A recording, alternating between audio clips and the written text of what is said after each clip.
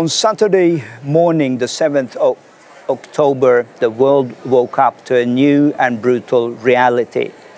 This day has been described as the worst day in Jewish history after the end of the Holocaust. Never after the Shoah have so many Jews been murdered in one and the same day as what happened on the day when Hamas broke into the southern Israel and killed indiscriminately civilians, women, children, and elderly people. With me in the studio today, I have a member of European Parliament, Marco Zanni. Welcome to the program. Thank you very much for the invitation. Yes, and we are going to discuss some of the ramifications of what happened on Saturday, but even more pointedly to see to what extent were there perhaps a connection to Iran, to the Islamic Republic of Iran. But my name is Tomas Sandell, and this is the European Report. Marco, if I may call you Sure. Marco, it has just been 3 days as we sit here in the studio since the horrendous images that we all seen that happened in Israel on Saturday. Most of the images I have just had to avoid because it's just too gross to see and just to imagine what can happen still today in 2023 in what we thought was a civilized world. What are some of your reactions today when you think back of what happened on Saturday in Israel?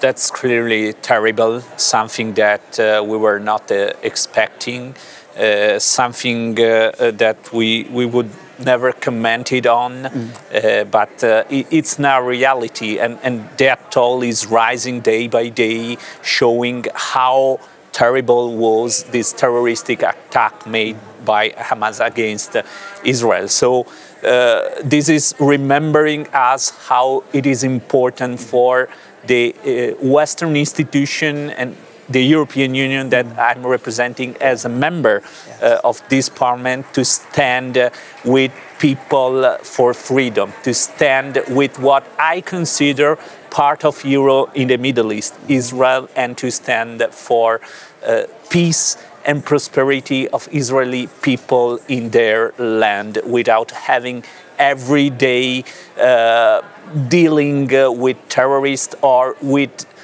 proxies or even states and regimes that are, let's say, threatening the existence itself of Israel and Israeli people. That's something we cannot allow. That's something we have to condemn clearly. That's something the European Parliament and the European Union has to deliver. And you mentioned before we started the program that you were at the border just a little bit more than a year ago, and you were able to see firsthand what it looks like. And can you share some of the experiences? It was really, let's say, an experience that made me feeling what Israeli people living there at the border with the Gaza Strip are feeling every day. So be threatened, your life, your family, threatened by terroristic group every day. It was, I mean, something that you cannot understand if you don't go there. I studied the situation in Israel. I read a lot about the situation there at the border with Gaza Strip, but being there, it's really something different that I think every one of us should go there to understand how these brave people are dealing with life threats every day. And that would be motivation, additional motivation. That was for myself, for example, additional motivation to support those people, to do my best here as European legislator to support Israel and those people in their quest for freedom and for a normal life, because definitely who is living at the border with the Gaza Strip cannot have today a normal life. And what happened 3 days ago is clearly showing how those treatments are real. Yes. And we should also, as host of this program, thank you and thank your political party, the Lega, who turned out to be the most supportive of Israel when we did a European ranking, Israel ranking in April. And I think that also goes for the Italian government. I think your prime minister was one of the first to express her condolences, and now together with London and Washington and Berlin and Paris perhaps as well, are really standing strong together with Israel. Why do you think that your party in particular, but also the Italian government right now, are such a strong friends of Israel? It's a mix of elements, but clearly I can say it's common sense to support what is the only, let's say, freedom state in that area. And as I said, I consider Israel a piece of Europe, a piece of Italy there. We have a huge Jew community in Italy that is well integrated in our country, an old friendship between Lega and Likud in Israel. So it's straightforward for us to show that we are fully committed to support Israel in our daily activity as Italian representatives and Lega representatives in the political institution, and in this case in the European Parliament, where this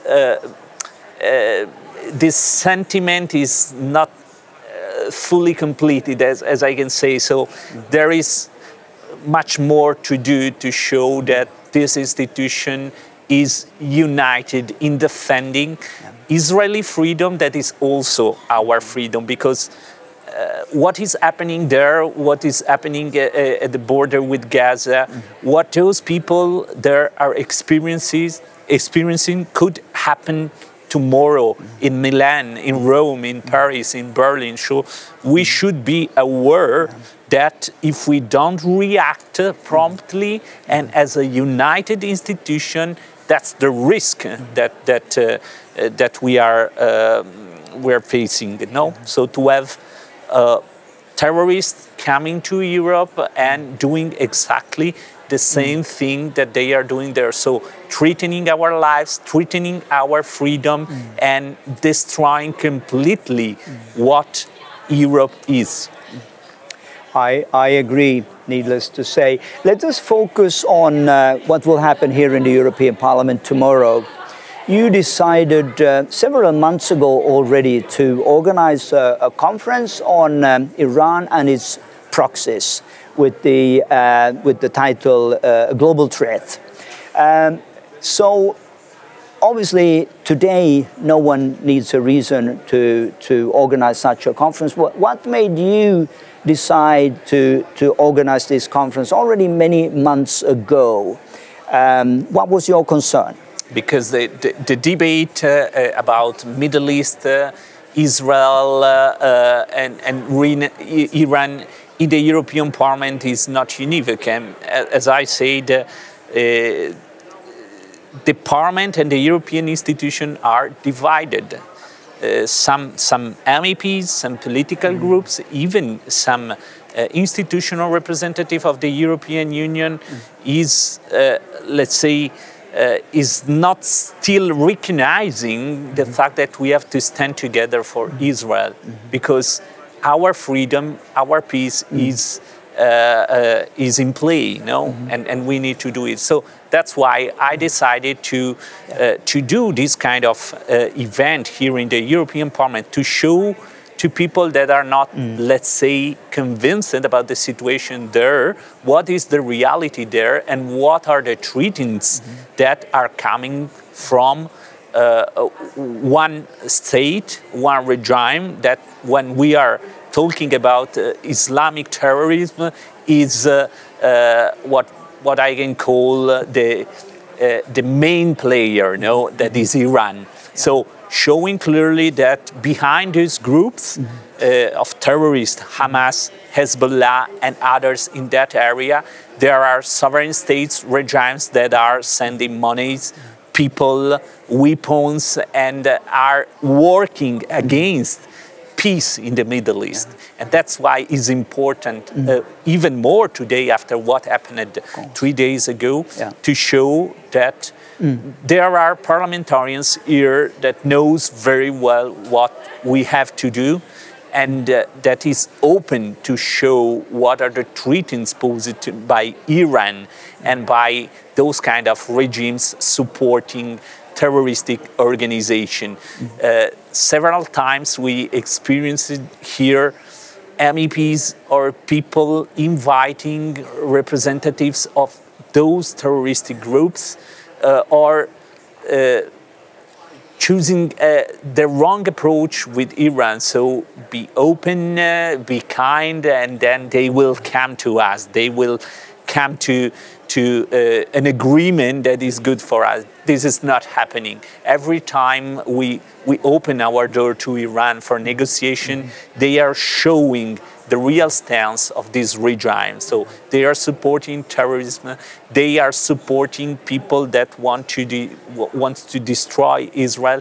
Themselves, the regime every day is going out with declaration and saying that Israel has no right to exist there, and they have still our door opened here in the European Parliament. This is not right. So this conference is vital in showing that the European Union is doing mistakes in approaching Iran, in negotiating with Iran, and a change is needed if we don't want to see what happened in Gaza and in Israel happening in Europe and in our cities and capitals. Are you optimistic that there could be a change of EU policy? I mean, many consider what happened on Saturday as a 9/11 event, not only for Israel, but in a media world.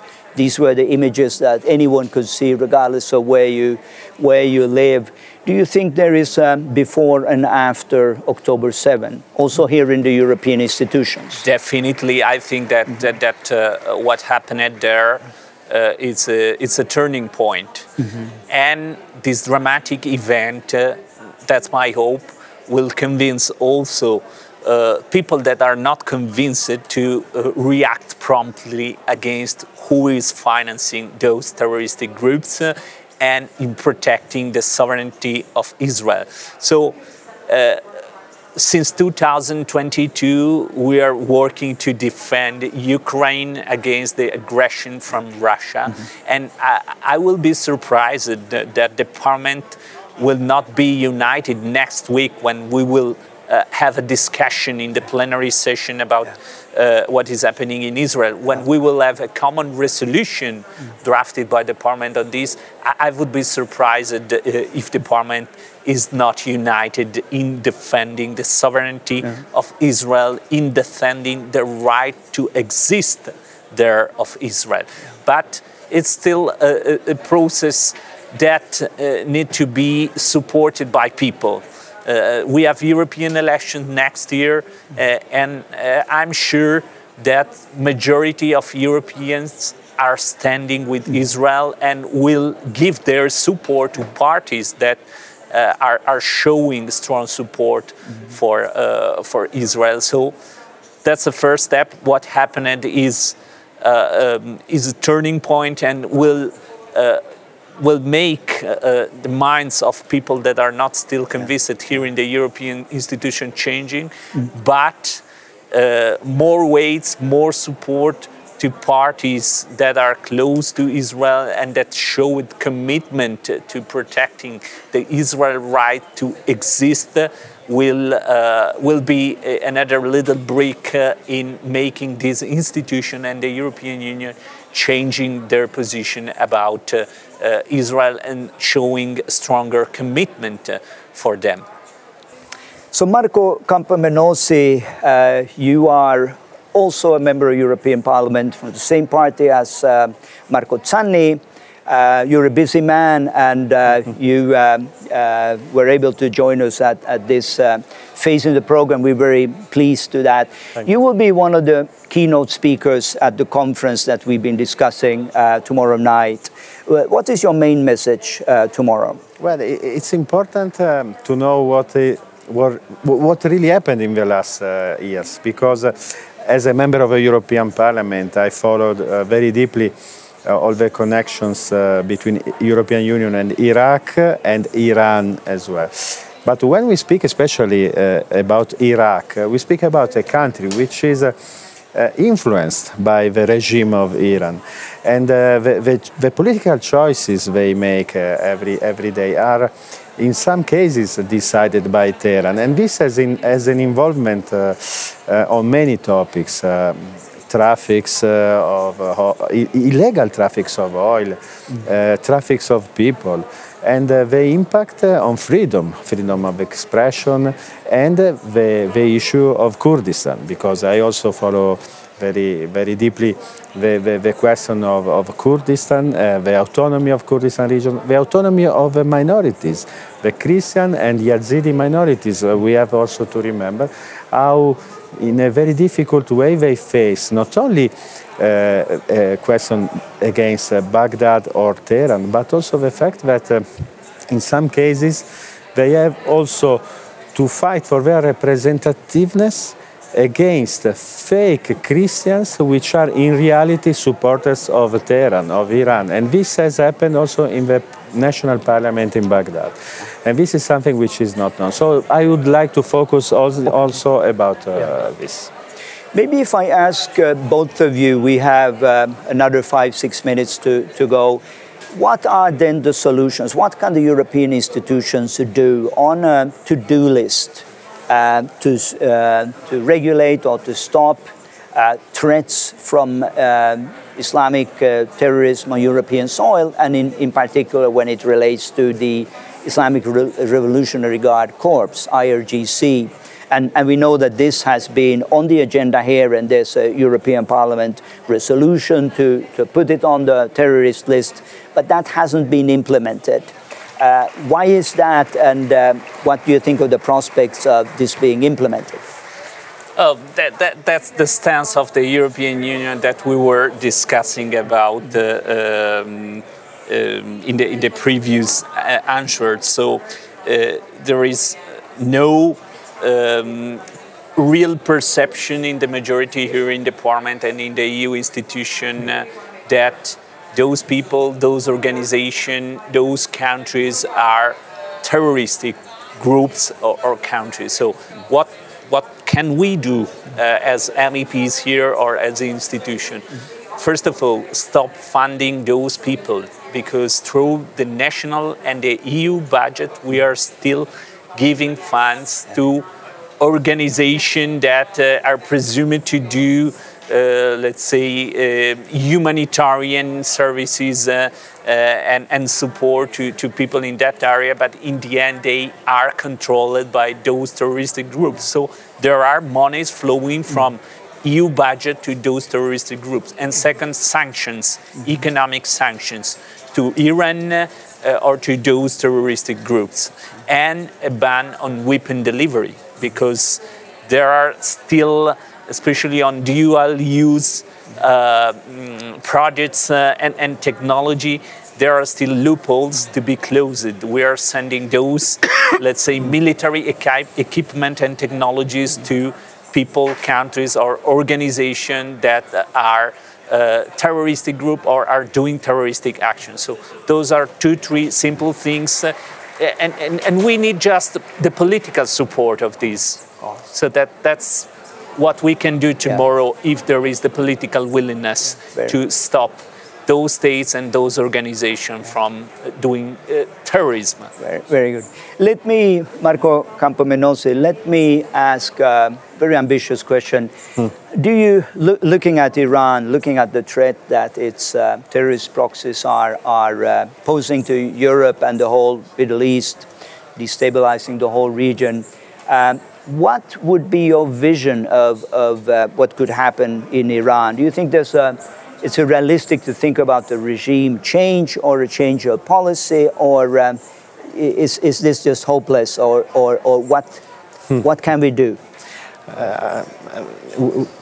I think that the regime is very weak, and we have to take advantage of this. But in some cases, some European governments and in some cases also Biden administration does not seem to be so sure in order to really face the regime. In Italy we say it's a paper tiger, no? So they seem to be so aggressive, and sadly they are so aggressive with their own people and with the people around. But I think they could be defeated.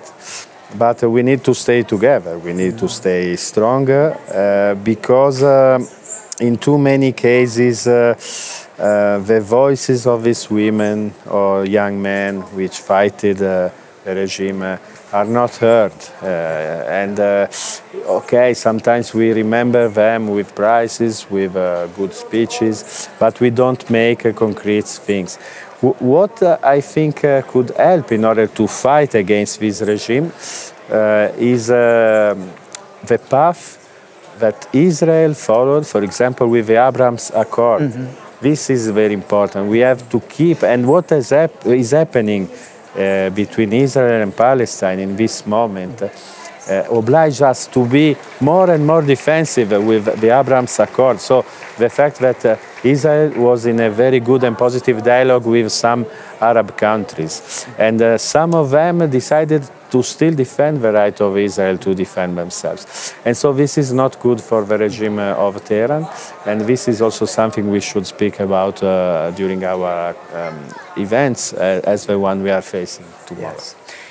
Gentlemen, I believe we are drawing to a close. I want to thank each one of you for taking the time and also for inviting me to speak tomorrow at your conference. Let me close by expressing our heartfelt condolences to the Jewish people inside Israel, throughout the world, for the lost lives of the last few days.